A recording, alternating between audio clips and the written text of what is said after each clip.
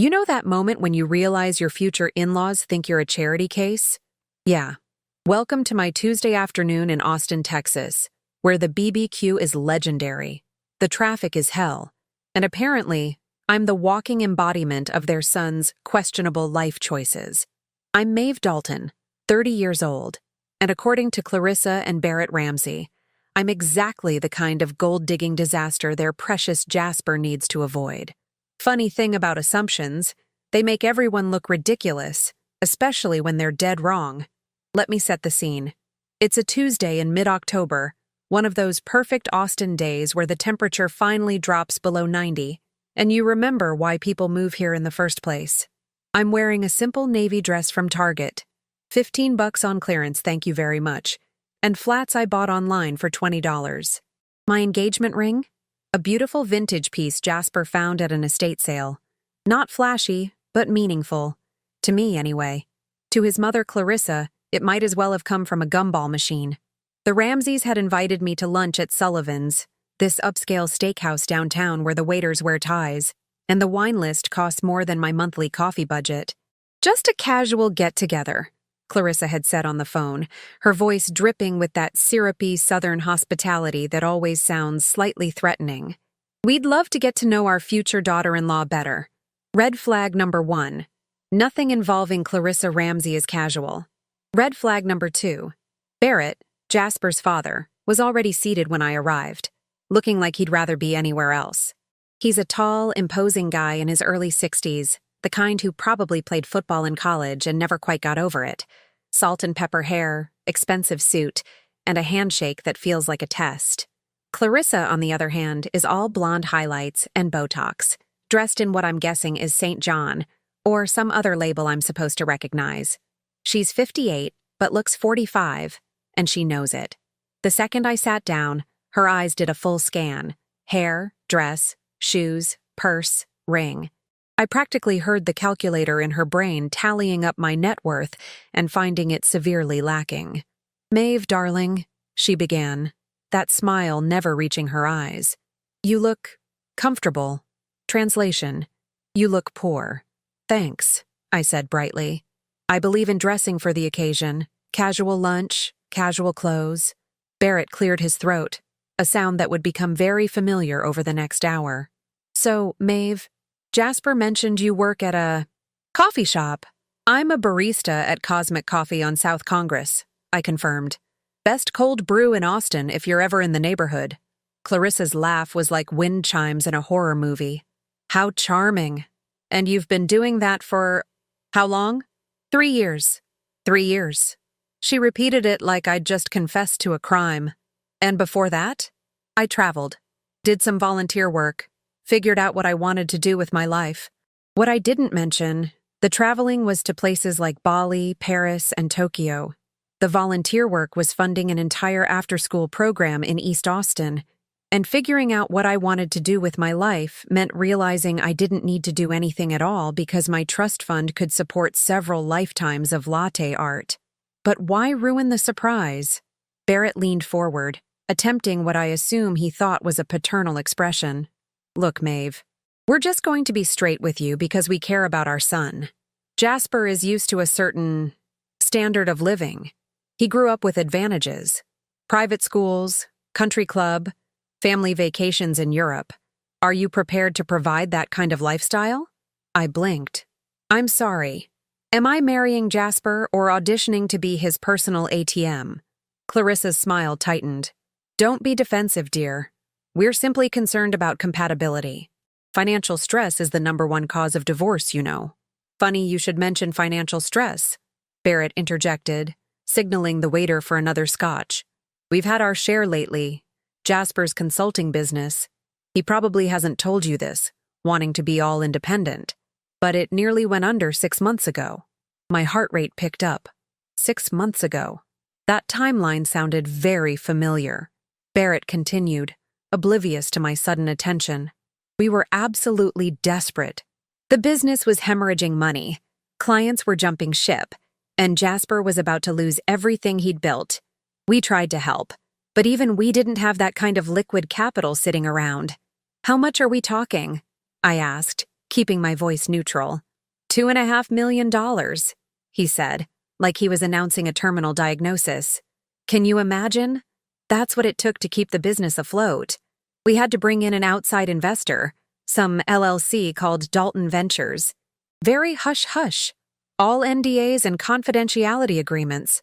Saved Jasper's rear end, but God, the strings attached. The restaurant suddenly felt very warm. Clarissa jumped back in, clearly eager to return to her main agenda, getting rid of me. The point is, Maeve, our son has obligations, responsibilities. He needs a partner who can contribute equally. Someone from a similar background. Do you understand what we're saying? Oh, I understood perfectly. They wanted me gone. They thought I was some broke barista who'd somehow trapped their successful son into marriage. They assumed I was after his money, his status, his name. The irony was so thick I could have spread it on toast. Let me make sure I'm hearing this correctly, I said slowly, setting down my water glass. You're concerned that I'm not good enough for Jasper, that I don't come from money, that I can't provide the lifestyle he deserves. We're just being practical, Barrett said, somewhat defensively. And this investor, Dalton Ventures, they saved Jasper's business with $2.5 million? Yes, about 6 months ago, Clarissa confirmed. Why do you ask? This was it. The moment I'd been both dreading and anticipating since this ridiculous lunch began. I could have let it go. Could have played nice, changed the subject, and waited for them to figure it out on their own eventually. But where's the fun in that? I leaned back in my chair, crossed my arms, and smiled. That's interesting, because I'm Dalton Ventures. The silence that followed was absolutely delicious. Barrett's face went through approximately 7 shades of red before settling on a lovely burgundy that matched the restaurant's decor. Clarissa's mouth opened and closed like a particularly startled goldfish. The waiter, who'd been approaching with menus, did an immediate 180 and disappeared back into the kitchen. You're... what? Clarissa finally managed, her voice hitting a pitch that probably bothered dogs in a 3-block radius. Dalton Ventures, I repeated, enjoying every syllable. The LLC that saved Jasper's consulting firm from complete collapse. That would be me. Well, technically it's my company, but semantics. Barrett's hand trembled slightly as he reached for his scotch. That's impossible. The investor was, we were told, anonymous? Yes, I prefer it that way. Keeps things clean, professional. I smiled sweetly.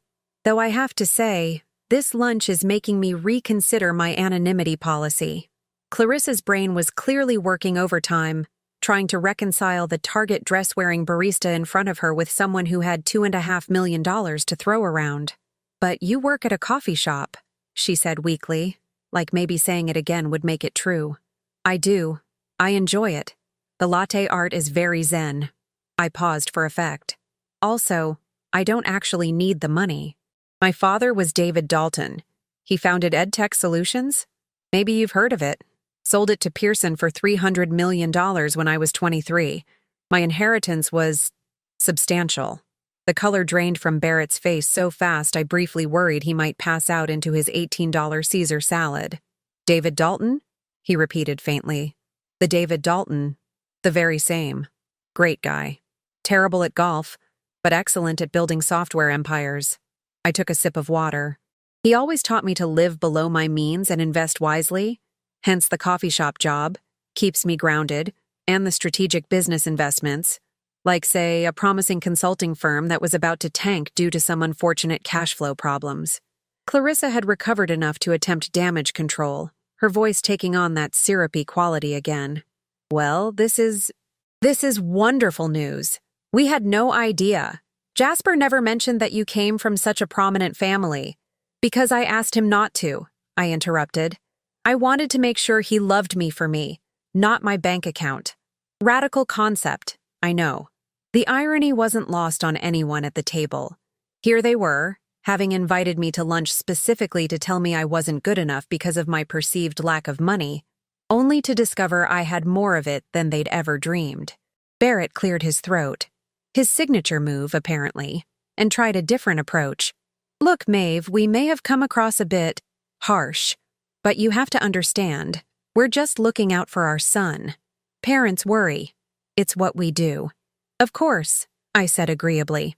I totally get it. That's why you invited me here to tell me I should reconsider marrying Jasper because I'm too poor. Because you care. Clarissa winced. We didn't say poor. You said there was a financial incompatibility. That I couldn't provide the lifestyle Jasper deserves. That I don't come from a similar background. I ticked off each point on my fingers. Which, for the record, is hilarious. Because Jasper's business would literally not exist right now without my money. About that, Barrett said, and I could see him shifting into businessman mode. The investment, the terms. We should discuss. Oh, absolutely. Let's discuss. I pulled out my phone, opening the email app. I have the contracts right here if you'd like to review them. Very standard venture capital agreement. $2.5 million in exchange for 35% equity. With, and this is the fun part, performance clauses. Barrett's eye twitched. Performance clauses. If the company fails to meet certain benchmarks, quarterly revenue targets, client retention rates, that sort of thing, my equity percentage increases. Proportionally. It's all very legal and above board. My lawyer is fantastic. Went to Yale. The implications were sinking in, and I could see the exact moment Clarissa realized what this meant. So you could potentially own a controlling interest in Jasper's company? Yep. If the performance metrics aren't met, and I have quarterly reports that suggest they're cutting it pretty close, I could end up with 51%. Maybe more, depending on how the next review goes. I didn't mention that I'd been carefully monitoring the business for months, or that I'd already prepared a restructuring plan in case I needed to take over. Knowledge is power, and I was sitting on a nuclear arsenal. Barrett looked like he wanted to crawl under the table. Clarissa had gone very still, the way people do when they realize they've made a catastrophic error in judgment. This is all a lot to process, Clarissa said carefully, clearly trying to salvage something from this train wreck. Perhaps we should start over. Fresh slate. We obviously got off on the wrong foot. Did we? I asked innocently. Because from where I'm sitting, you got exactly what you wanted. A frank discussion about financial compatibility. You just didn't expect the math to work out quite this way. The waiter chose that moment to return, bless his heart, completely oblivious to the mushroom cloud of awkwardness at our table. Are we ready to order? Actually, I said, standing up and smoothing my $15 Target dress. I think I've lost my appetite. But please order whatever you'd like. It's on me. Consider it a small token of appreciation for this illuminating conversation. Barrett started to protest. Maeve, wait. Oh, one more thing. I paused, hand on my purse. Those performance reviews I mentioned? They're coming up in 2 weeks. I'll be conducting them personally, as is my right as the primary investor. I'm sure Jasper's been keeping excellent records. He's very thorough. It's one of the things I love about him. The subtext was clear. I'd be examining every aspect of the business with a microscope, and they knew it. Clarissa's voice was almost pleading. You won't tell Jasper about this lunch, will you? He doesn't need to know that we had concerns. Oh, I'm absolutely telling Jasper, I said cheerfully. He's meeting me for coffee in half an hour. I'm sure he'll find it fascinating that his parents were so worried about his financial future that they tried to break up his engagement. Real touching, actually. Very parental. I left them sitting there in their expensive clothes at their expensive table in their expensive restaurant. Both of them probably calculating how much this lunch was going to cost them. Not in dollars, but in influence. The autumn air outside felt crisp and perfect. I pulled out my phone and texted Jasper. Change of plans. Meet me at Cosmic Coffee instead of dinner tonight. We need to talk. Bring your business records for the last 6 months. His response came immediately. Everything okay? Better than okay, I typed back. Just had lunch with your parents. Super enlightening. 3 dots appeared, disappeared, appeared again. Finally, oh no. What did they do? See you at 6, I sent. And babe, bring wine. You're going to need it. Cosmic Coffee was packed when I arrived at 5:30, the usual pre-dinner crowd fighting over outlets and the good seats by the window. My co-worker, Deshawn, was behind the bar looking frazzled, so I did what any decent human being would do. I jumped behind the counter and started helping. "Girl, you're off today," he protested, but he was already sliding a ticket my way. "Yeah, but you look like you're drowning, and I need something to do with my hands before my brain explodes." I started pulling espresso shots on autopilot. Also, I just had the most insane lunch with my future in-laws. Scale of 1 to 10, how bad? They basically told me to break up with Jasper because I'm too poor. Deshawn's jaw dropped. They did not. Oh, they absolutely did. Then I told them I'm the anonymous investor who saved their son's entire business with $2.5 million. He nearly dropped the oat milk. "You're kidding." I wish I was kidding. It would make better fiction. I finished a cappuccino with a perfect rosetta. Muscle memory is a beautiful thing. "He's coming here at 6. I have no idea how to even start this conversation. Maybe with, 'Hey babe, your parents are the worst.' That's definitely making the highlight reel." By the time Jasper walked through the door at exactly 6 o'clock, punctual as always, I'd made roughly 17 lattes and had nearly convinced myself this conversation wasn't going to be a complete disaster. Nearly. He looked worried. Jasper's a good-looking guy in that classic prep school way. Sandy brown hair, blue eyes, the kind of build that comes from actually using a gym membership. He was still wearing his work clothes, charcoal slacks and a blue button-down, and carrying a leather messenger bag that I knew contained his laptop and probably every business document I'd requested. "Maeve," he said, spotting me immediately. "What happened? Your text scared me." I poured 2 cold brews and gestured to the back corner table, the one employees used for breaks. "Sit. This is going to take a minute." To his credit, Jasper didn't interrupt once while I recounted the entire lunch. His expression went from confused to horrified, to something that looked like he wanted to sink through the floor and disappear forever. "They said that to you," he repeated when I finished. "My parents actually told you to break up with me because of money." In those exact words, yes. Well, Clarissa tried to dress it up with concern trolling about compatibility and your standard of living, but yeah, that was the gist. He dropped his head into his hands. "I'm so sorry. I knew they could be snobs, but this is... God, Maeve, I'm so sorry. Here's the thing, though." I slid a folder across the table. "I need you to be honest with me about something. And I mean brutally honest, because this affects both of us." He looked up, confused. "Okay. Dalton Ventures, the LLC that invested in your company 6 months ago. Did you know it was me?" Jasper blinked. "What? The $2.5 million that saved your business. Did you know I was the investor?" His face went completely blank. No, that's impossible. How would you?" Understanding dawned slowly, then all at once. "The inheritance. Your father. You never told me the exact amount. 300 million sale. I got 15%. Do the math. Of $45 million. He said it like he was testing out a foreign language. "You have $45 million. Had. I've made some investments. But yes, thereabouts." I opened the folder showing him the contracts. "I set up Dalton Ventures 3 years ago as my investment vehicle.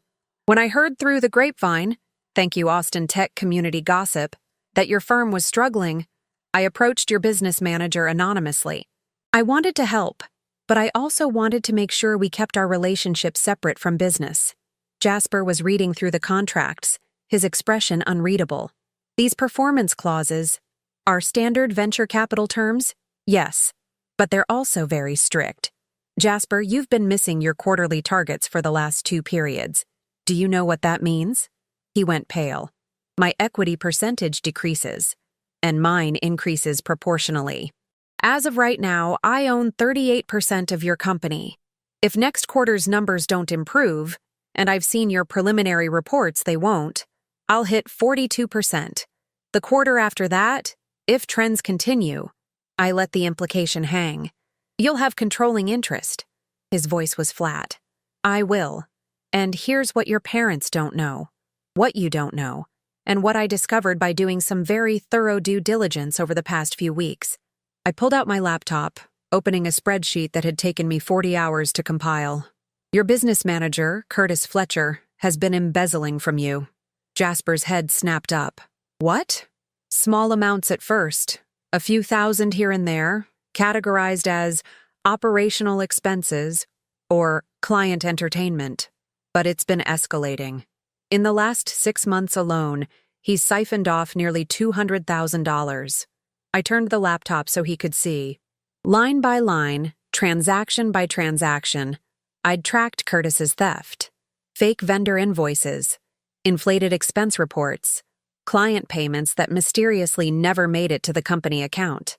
He's been working there for 4 years, Jasper said, his voice hollow. He was at my college roommate's wedding. I trusted him. I know. And that's exactly why he thought he could get away with it. I pulled up another document. But here's the interesting part. Curtis didn't act alone. He had help from someone with access to your parents' financial information. Someone who knew exactly when you'd be desperate enough to accept outside investment, and who made sure that investment looked like your only option. Jasper's eyes widened. No, you're not suggesting. I'm not suggesting anything. I'm showing you facts. I pulled up email records, legally obtained through a forensic accountant I'd hired. Your mother has been in regular contact with Curtis for 18 months. And 3 months before your business nearly collapsed, she transferred $50,000 to an offshore account registered to his wife's maiden name. The silence stretched between us like taffy. I watched Jasper process the information, saw the moment it clicked into place. She sabotaged my business, he said quietly. My own mother sabotaged my business so I'd be, what, dependent on them?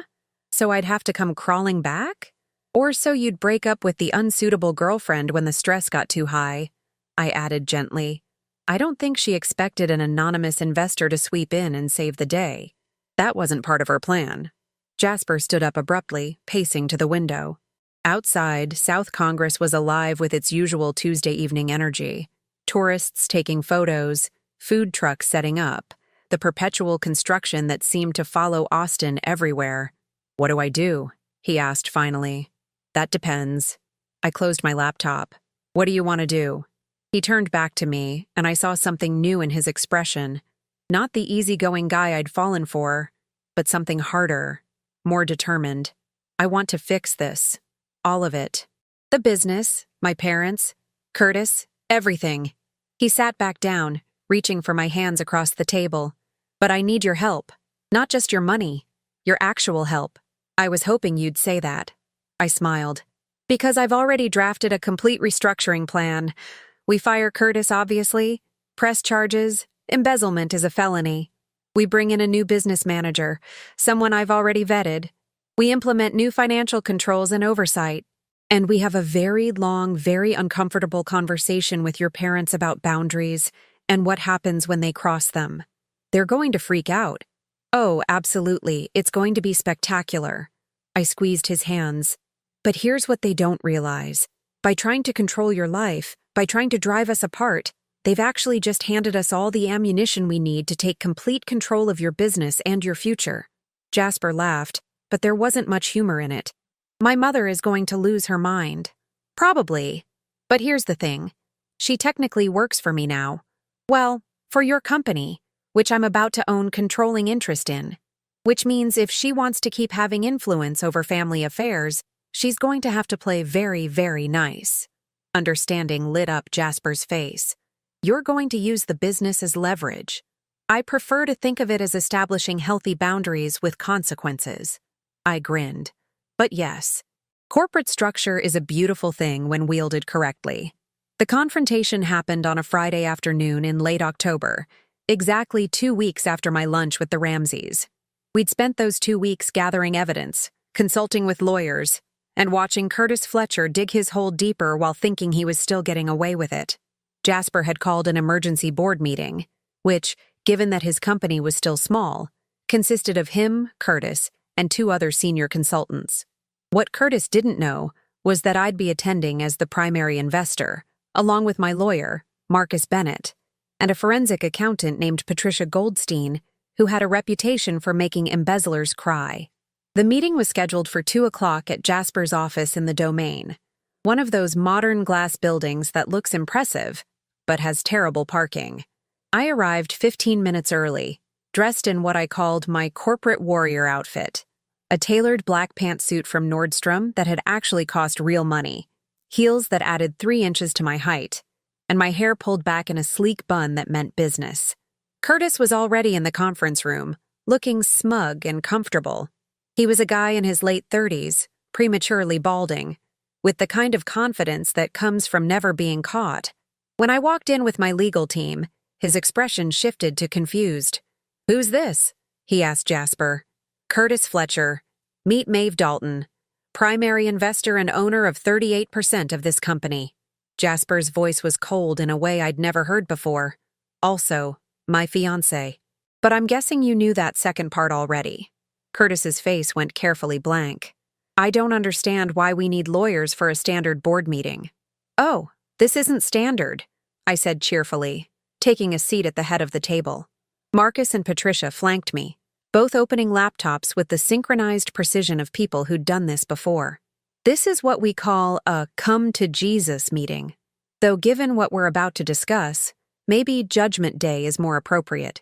Patricia pulled up a presentation on the big screen. "Mr. Fletcher, we've conducted a comprehensive audit of all company financial transactions for the past 4 years. Would you like to guess what we found?" The color drained from Curtis's face. "I don't know what you think." $217,462, Marcus interrupted, his voice flat and professional.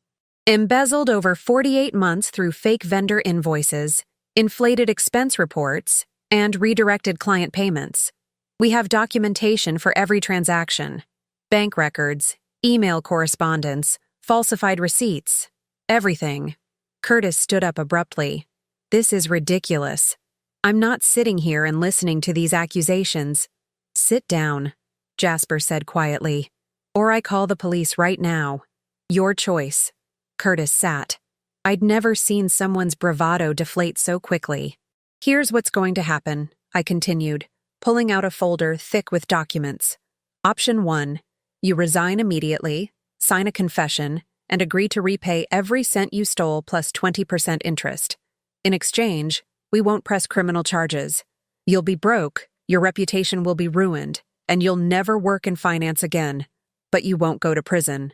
"Option 2? Curtis asked weakly. "We prosecute. Embezzlement over $200,000 is a second-degree felony in Texas. You're looking at 2 to 20 years in state prison." Marcus smiled, and it wasn't friendly. "The DA is a personal friend of mine. She loves cases like this." "You can't prove—" Curtis started. Patricia spun her laptop around, showing him page after page of evidence. "Mr. Fletcher, I've been doing forensic accounting for 23 years. I've testified in 47 criminal trials. I can absolutely prove it. In fact, I can prove it so thoroughly that your lawyer will advise you to take a plea deal within the first 5 minutes of reading my report." The fight went out of Curtis completely. "What do I have to do?" "Sign here, here, and here." I slid papers across the table. "Resignation effective immediately. Confession of embezzlement. Repayment plan. We're giving you 10 years, which is generous considering you could be in prison. And one more thing." I pulled out another document. "This is a sworn statement naming your accomplice, Clarissa Ramsey." Curtis's eyes went wide. "She'll destroy me." "She was going to anyway," Jasper said coldly. "You think my mother keeps loose ends? The second this came to light, you'd be the scapegoat. At least this way. You have a chance at rebuilding your life eventually." Curtis read through the documents with shaking hands. "If I sign this, if I name her, she'll come after me." "Let her try," I said. "I have more money than God and lawyers on retainer. You sign this, you cooperate fully, and you're under my protection. Professional courtesy among people who've been screwed over by the same snake." It took Curtis 20 minutes to read everything, another 10 to fully comprehend what he was signing, and about 30 seconds to actually put pen to paper once he realized he had no other choice. "Smart decision," Marcus said, collecting the signed documents. "You'll receive a copy of everything via email within the hour. Don't leave town." Curtis left the conference room looking like he'd aged a decade. The moment the door closed behind him, Jasper let out a breath he'd apparently been holding. "One down," he said. "One to go," I agreed. "Ready for the main event?" We'd invited Clarissa and Barrett to dinner that evening at Eddie V's, another upscale restaurant. because apparently the Ramseys only communicated in establishments with prefix menus. They arrived at 7 sharp, Clarissa wearing enough diamonds to finance a small country, and Barrett looking like he'd rather be literally anywhere else. Jasper Maeve? Clarissa air-kissed near my cheeks without actually making contact. This is a lovely surprise. Are we celebrating something? You could say that, Jasper replied, his voice eerily calm. We're celebrating new beginnings, and the end of old patterns. Once we were seated and had ordered, Clarissa insisted on the most expensive wine. Naturally, Jasper pulled out a folder identical to the one we'd shown Curtis. Mom? Dad? I need to show you something, he began. It's about Curtis Fletcher, and about some financial irregularities in my business. Clarissa's smile didn't waver, but I saw her grip tighten on her wine glass. Oh? What kind of irregularities? The embezzlement kind, I said pleasantly. $200,000 over 4 years. Curtis confessed this afternoon. Signed a full statement. Barrett frowned. That's terrible, son. You must feel betrayed. Oh, I do, Jasper interrupted. Especially since Curtis didn't act alone. He had help.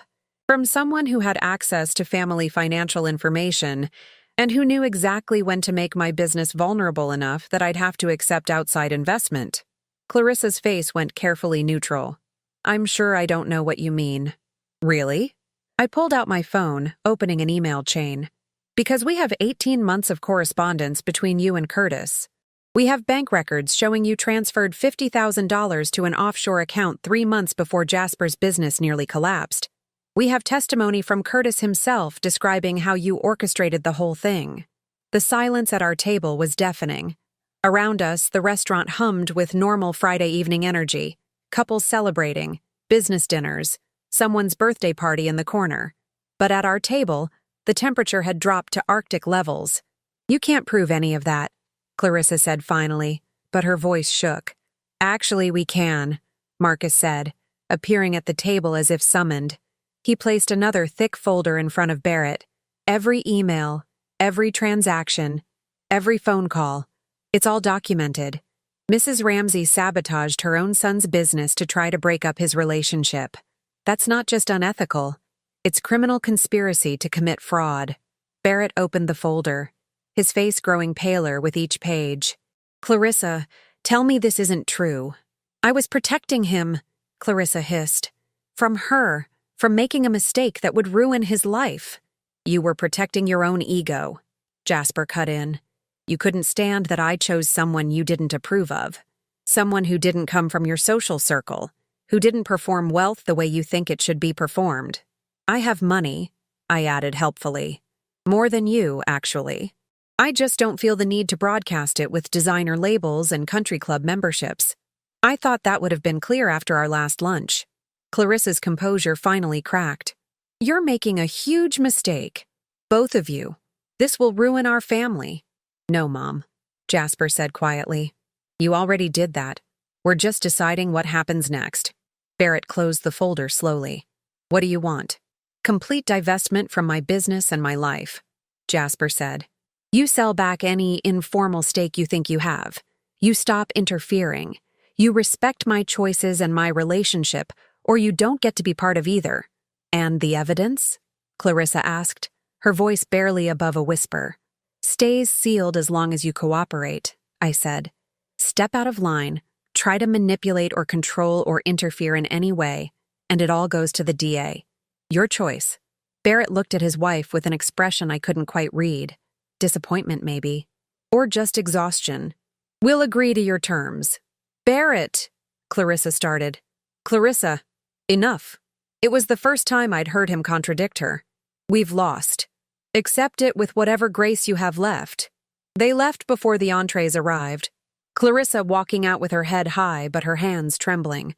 Barrett paused at the table, placing a hand briefly on Jasper's shoulder. I'm sorry, son, he said quietly, for all of it.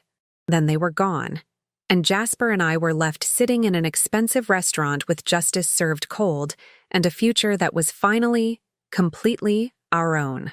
Well, I said, picking up my wine glass, that went better than expected. Jasper laughed, the tension finally breaking. Only you would call that better than expected. Nobody cried, nobody got arrested, and we still have dinner reservations. I clinked my glass against his. I'm calling it a win. 3 months later, I'm standing behind the espresso machine at Cosmic Coffee on a Tuesday morning in January, making a vanilla latte for a regular who tips in exact change, and thinking about how funny life is when you stop trying to perform it for other people. Jasper's business is thriving. Turns out, when you're not hemorrhaging money to an embezzler, profit margins improve dramatically. Who knew? We brought in a new business manager, a woman named Rita Morrison who has a background in corporate finance and a personality that makes grown men cry during budget meetings. She's fantastic. Curtis Fletcher is working at a car wash in San Antonio, paying back his debt in monthly installments that'll continue until he's 53 years old. I hear he's very thorough with the tire shine. Patricia's report was so devastating that even his own lawyer recommended he take our deal. Sometimes I almost feel bad for him. Almost. Then I remember he stole from my fiancé and helped sabotage his business, and the sympathy evaporates like steam from this cappuccino I'm making. As for Clarissa and Barrett, that's where things get interesting. They kept their word about backing off, mostly because the alternative was prison time and social humiliation. Barrett actually reached out to Jasper in December, suggesting coffee, not at some fancy restaurant, just regular coffee. They talked for 2 hours. I wasn't there, but Jasper said his father apologized, really apologized, not the "I'm sorry you feel that way" kind, but the "I was wrong and I failed you" kind. They're working on rebuilding something. It's slow, it's awkward, but it's real. Clarissa, on the other hand, is working on her memoir. I'm not kidding. She's apparently framing her life story as a cautionary tale about the dangers of social climbing and perfectionism. Her book club friends are very supportive. She still can't quite look me in the eye during family events, which we've now had exactly 2 of: Thanksgiving and Christmas. Both were spectacularly uncomfortable in that way that makes you appreciate why people invented alcohol for holiday gatherings. The wedding is planned for May, spring in Austin, before it gets unbearably hot. We're doing it at Jasper's favorite coffee roastery, because of course we are, with about 60 people and a food truck reception. Clarissa nearly had a stroke when we told her. Barrett just laughed. My wedding dress cost $300 from a boutique on South Congress. My shoes are comfortable. The flowers are wildflowers from a local farm. Clarissa suggested Vera Wang and a reception at the country club. I suggested she remember who signs the checks that keep her lifestyle afloat, and she dropped it. That sounds harsh, but here's the thing I've learned. Some people only understand power dynamics. Clarissa spent her whole life wielding money and social status like weapons, so that's the only language she comprehends. I don't enjoy holding financial leverage over my future mother-in-law, but I also don't lose sleep over it. She made her choices. I'm just making sure they have consequences. Deshaun asked me last week why I still work here, now that everything's out in the open. You've got millions, girl. Why are you still pulling espresso shots? It's a fair question. The truth is, I like the routine. I like the customers, even the difficult ones. I like the smell of fresh ground coffee and the satisfaction of making the perfect microfoam. I like being Maeve the barista, not Maeve the heiress, or Maeve the investor, or Maeve the woman who destroyed her in-laws' carefully constructed social facade. Plus, the health insurance is pretty good. I've increased my stake in Jasper's company to 41% now. Those performance clauses don't pause just because we're getting married. We're talking about me taking a more active role in operations, maybe joining the board officially. Rita thinks I should. Jasper thinks I should. I'm considering it, but only if I can keep my Tuesday and Thursday morning shifts at the coffee shop. Balance. You know? The most surprising development? Clarissa's younger sister, Lorraine, called me in December. She'd heard the whole story through family gossip, because of course she had, and wanted to take me to lunch. Real lunch, not the ambush variety. Turns out Lorraine had been pushed out of family events for years because she married a teacher instead of a lawyer. She wanted to thank me for, in her words, finally putting Clarissa in her place. We're getting brunch next week. I like her. Here's what nobody tells you about standing up for yourself. It's not a one-time thing. It's not a single confrontation where you drop the mic and everything's perfect forever. It's a daily choice to set boundaries, to refuse manipulation, to value yourself enough to walk away from people who don't. Even family. Especially family. I thought exposing Clarissa and Curtis would feel more triumphant, more dramatic, like some kind of movie ending with a slow clap and swelling music. Instead, it just felt like closing a door that should have been closed a long time ago. And then getting on with life. Jasper proposed again 2 weeks ago. I know we're already engaged, but he said he wanted to do it right this time, knowing everything, with no secrets between us. He took me to Mount Bonnell at sunset, which is impossibly touristy but also genuinely beautiful, and asked me to marry him with full knowledge of who I am. The coffee shop worker, the secret millionaire, the woman who will absolutely destroy anyone who threatens the people she loves. I said yes. Again. Because apparently, I'm a sucker for romantic gestures, and men who can admit when their families are a hot mess. The latte I'm making is ready. I hand it to the customer, accept his $2.37 in exact change, and smile. Because this, right here, is exactly where I want to be.